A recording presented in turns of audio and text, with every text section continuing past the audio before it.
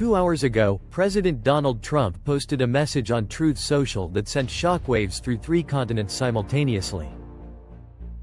If Canada proceeds with its newly announced strategic partnership with China, the United States will impose a 100% tariff on every Canadian good crossing the border.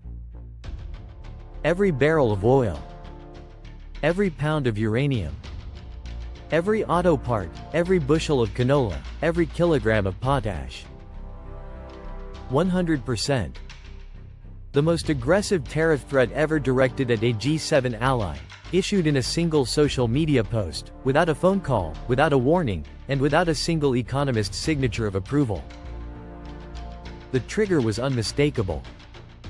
Earlier this month, Prime Minister Mark Carney had traveled to Beijing, met directly with President Xi Jinping, and emerged with what Ottawa was calling a new strategic partnership. The terms were concrete. China would lower tariff barriers on Canadian canola, lobster, and peas. In return, Canada would ease restrictions on Chinese electric vehicles, opening its market to up to 49,000 units annually. The deal was targeted, specific, and economically rational. It was also, from Washington's perspective, an act of strategic defiance that could not go unanswered. Trump's post referred to Carney as governor, a term of deliberate dismissal implying Canada was already American territory. He warned that China will eat Canada alive. He suggested Canada was preparing to become a drop-off port for Chinese goods headed into the United States. The language was theatrical, aggressive, and, to anyone watching closely, deeply revealing of the anxiety underneath it. But here is what the White House fundamentally miscalculated. Trump's opening framing was not hostile to the Canada-China deal. 3 weeks before the Truth Social post, asked by reporters about Carney's Beijing trip, Trump had said, "It's a good thing for him to sign a trade deal. If you can get a deal with China, he should do that." That quote did not disappear. It circulated on every major financial desk in London, Tokyo, and Frankfurt within minutes of the threat going public. Washington had just built its escalation on a foundation it had previously praised. The contradiction was not lost on Carney's team. They had anticipated it.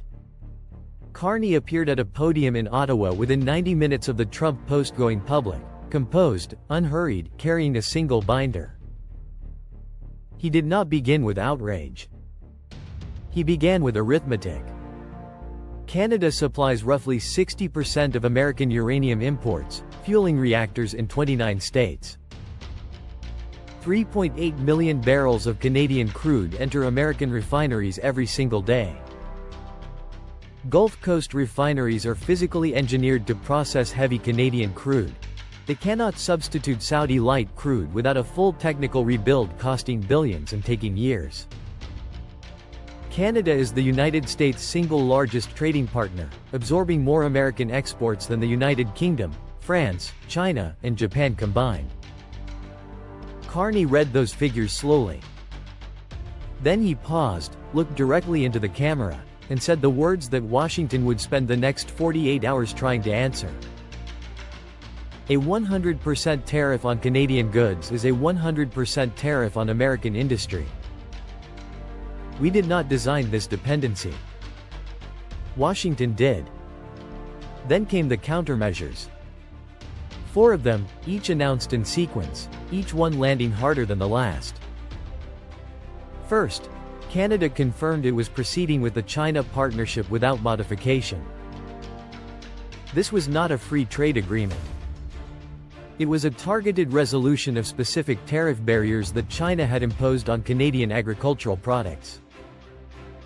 Canada was not becoming a conduit for Chinese goods into the American market. Canada was diversifying its customer base. There was nothing in USMCA, in international trade law, or in any bilateral agreement that required Canadian farmers to sell exclusively to American buyers. If Washington wanted to renegotiate those terms, it was welcome to propose them formally, through the USMCA review process scheduled for July 2026. Second, Canada announced the acceleration of Pacific export infrastructure. Projects previously scheduled across a 5-year horizon were receiving emergency designation and expedited permitting. Alberta crude that currently flows south would begin moving west. Canadian natural gas, currently discounted for American buyers due to pipeline geography, would within 18 months have new terminals serving South Korean, Japanese, and Indian buyers. The timeline was not hypothetical. The contracts were being signed. Third, Canada filed a formal request with the USMCA Dispute Resolution Panel. If the United States followed through with a 100% blanket tariff, it would almost certainly violate the agreement Trump himself negotiated and signed during his first term. Legal experts at 3 major Canadian institutions confirmed the case was strong. Carney noted quietly that Canada's legal team had been preparing documentation for this scenario for 14 months. The filings were ready. Fourth, and most damaging to Washington strategically, Canada announced it was opening formal conversations with the European Union, Japan, and South Korea about a coordinated critical minerals framework. If the United States was going to treat resource access as a geopolitical weapon, Canada would price it accordingly, and find buyers who understood that partnership required mutual respect. The conversations, Carney indicated, had already begun. Several governments had called Ottawa before he reached the podium. The market reaction was immediate and unkind to the White House's position. Energy futures surged on fears of Canadian supply disruption. American auto sector stocks dropped on renewed concerns about parts supply chains. Every vehicle built in North America crosses the border an average of 7 times during production. Agricultural commodity traders began pricing in the likelihood of permanent Canadian export redirection. The Canadian dollar, which Washington had expected to crater under tariff pressure, held steady. Investor confidence, it turned out, was not in Washington's threat. It was in Carney's preparation. American business groups did not wait for a second news cycle. The American Petroleum Institute issued a statement within 3 hours warning that Canadian crude is structurally irreplaceable for Gulf Coast refineries. The National Mining Association flagged that defense contractors depend on Canadian cobalt, lithium, and nickel for guidance systems, battery technology, and advanced manufacturing. The U.S. Chamber of Commerce called for immediate de-escalation, describing the tariff threat as economically incoherent. These were not Canadian voices. These were American industry leaders telling their own president that the weapon he was aiming at Ottawa had its barrel pointed backward. What the episode revealed, beneath the noise, was something structural about the current moment in North American relations. Trump's tariff threat was framed as punishment. Carney received it as permission to accelerate everything Canada had quietly been building for the past year. Alternative markets. Alternative infrastructure. Alternative legal frameworks. Every threat from Washington in the past 12 months had functioned as a subsidy for Canadian strategic independence. The irony at the center of Trump's 100% threat is this: the Canada-China deal that triggered it was itself a direct consequence of American trade pressure. China had placed retaliatory tariffs on Canadian canola, lobster, and peas, not because of anything Canada did, but because Canada, following Washington's lead, had imposed tariffs on Chinese electric vehicles. Carney resolved that dispute. He recovered market access for Canadian farmers.